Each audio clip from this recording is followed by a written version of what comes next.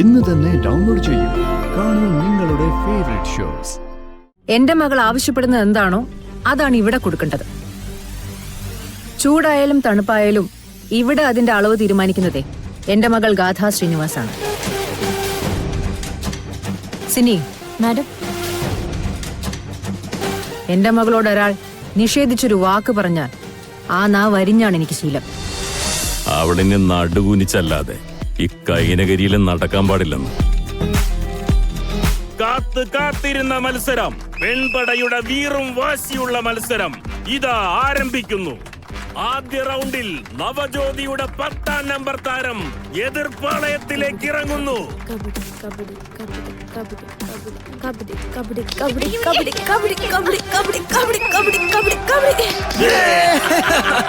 കഴിഞ്ഞ 4 വർഷം കേരള കബഡി ടീമിനെ തന്റെ തോളിലേറ്റി ഒറ്റയാൾ പട്ടാളമായി മുന്നിൽ നിന്ന് നിരവധി വിജയങ്ങൾ സമ്മാനിച്ച ജയമാല ദിനകരൻ.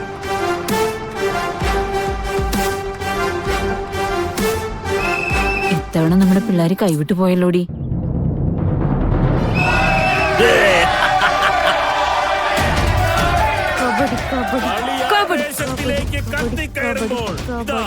നവജ്യോതിയുടെ ക്യാപ്റ്റൻ ആദ്യ ബ്രേക്ക് ആവശ്യപ്പെട്ടിരിക്കുകയാണ്.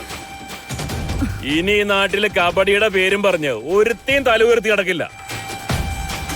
അങ്ങനെ ഏതെങ്കിലും ഒരുത്തിക്ക് തല പൊക്കണമെന്ന് തോന്നിയ അത് അവസാനിപ്പിച്ചിട്ടേ ജോൺസണും പിള്ളേരും മടങ്ങും. കോഫിയുടെ ചൂടിതാണോ? ഇതല്ല. ഓരോരുത്തരെയായി ഞാനിത് പ്രത്യേകം പറഞ്ഞ് പഠിപ്പിക്കണോ? കോഫിയുടെ ചൂട് കുഴപ്പമൊന്നും ഉണ്ടായിരുന്നില്ലല്ലോ. കുഴപ്പമുണ്ട്.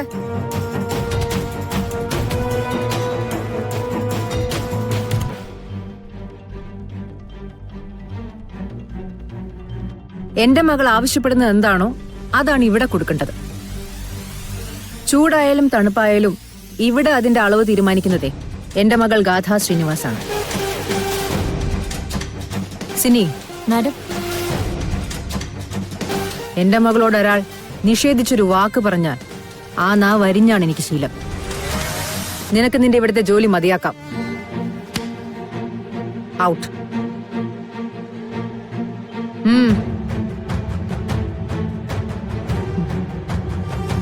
കളിക്കളം ഏതായാലും അവിടെ ജയിക്കുന്നത് ഒരാൾ മാത്രമായിരിക്കണം, എന്റെ മകൾ.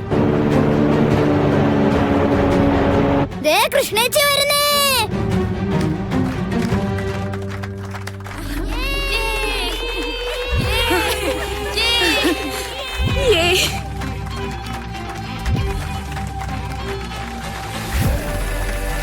കുട്ടനാടിന്റെ കായലോളങ്ങളിൽ കബഡിയുടെ പേരുകൂടി എഴുതി ചേർത്ത നമ്മുടെ സ്വന്തം കൃഷ്ണ.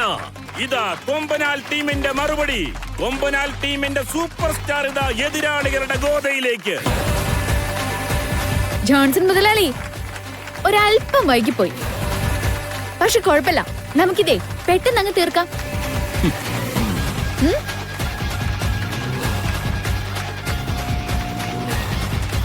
എതിരാളിയുടെ കളിക്കളത്തിൽ ഇടിമുഴക്കം സൃഷ്ടിച്ച ഈ നാടിന്റെ പെൺസിംഹം കൃഷ്ണ.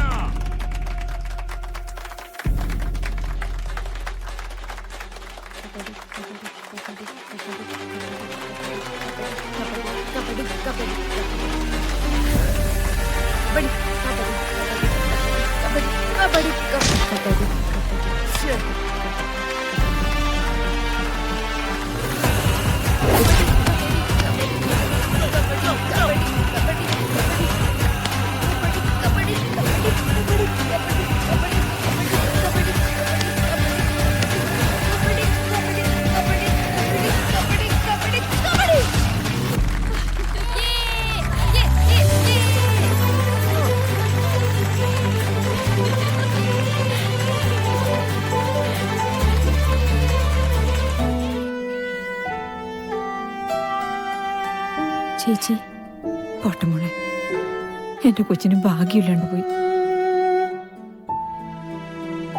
കരയല്ലേ ചേച്ചി?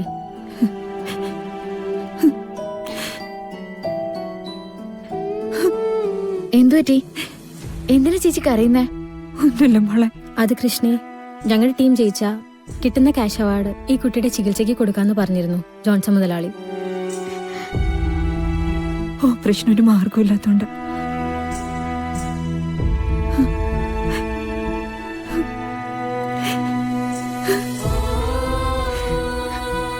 ചേച്ചി ഇത് വെച്ചോ. അയ്യോ മോളെ, അവരോട് ഞാൻ പറഞ്ഞോളാം.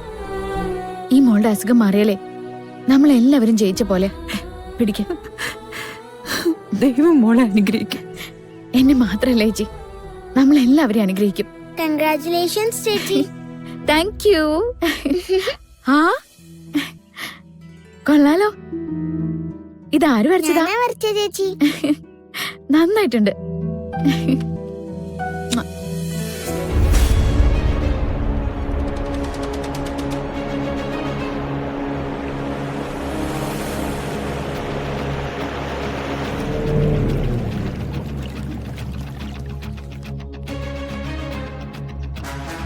Excuse me. I am Clerical Naveen Verma. You are late. സമയത്തിന്റെ വില എനിക്കറിയാം. സമയം തന്നെ പണമാണെന്ന് വിശ്വസിക്കുന്നവനാണ് ഞാൻ. നഷ്ടപ്പെട്ട 5 മിനിറ്റുകൾ. എന്ത് വേണം കോമ്പൻസേഷൻ? ഈ പ്രോപ്പർട്ടി എനിക്ക് കിട്ടിയേ പറ്റൂ. നോ മിസ്റ്റർ ജേക്കബ്, 24 hours പോലും ഞാൻ നിങ്ങൾക്ക് തരില്ല.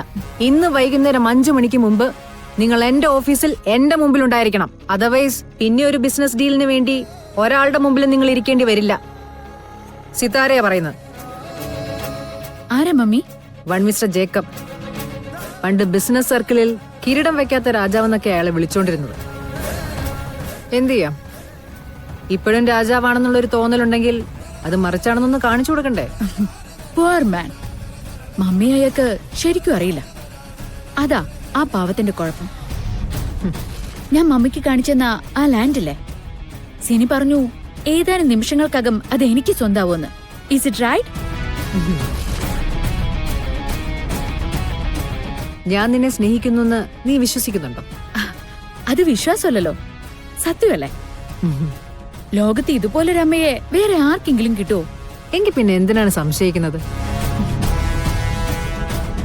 ഇപ്പൊ നമ്മുടെ ആളുകള് ആ ബിസിനസിന്റെ ഡീൽ ഉറപ്പിച്ചോണ്ടിരിക്കുക. വിത്തിൻ മിനിറ്റ്സ് അതിന്റെ മോൾഡേ ആവും. ലോകം കീഴടക്കാനുള്ള പണം ഉണ്ടാക്കണമെന്ന് ഞാൻ ആഗ്രഹിക്കുന്നുണ്ട്.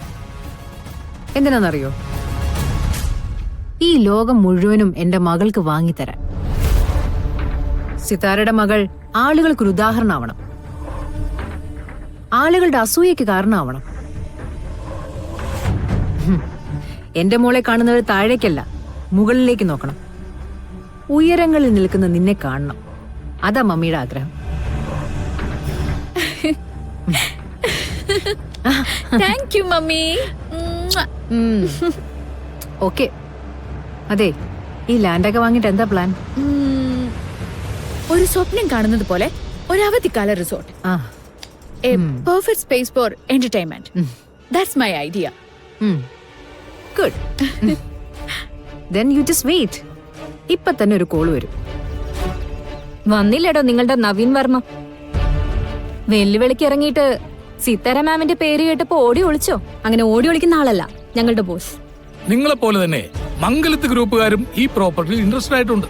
അതുകൊണ്ട് ഓക്കെ.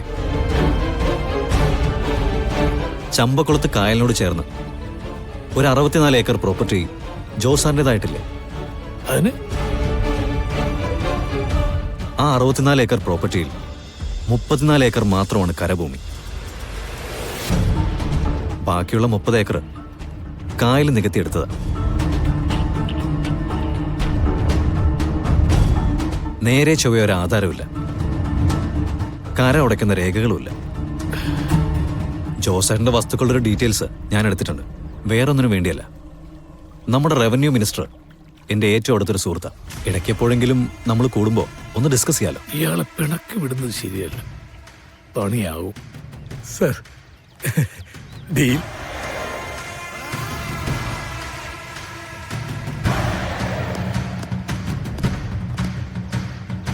മംഗലത്ത് ഗ്രൂപ്പ് പറഞ്ഞതിനേക്കാൾ സെന്റിന് 1 ലക്ഷം കൂടുതൽ.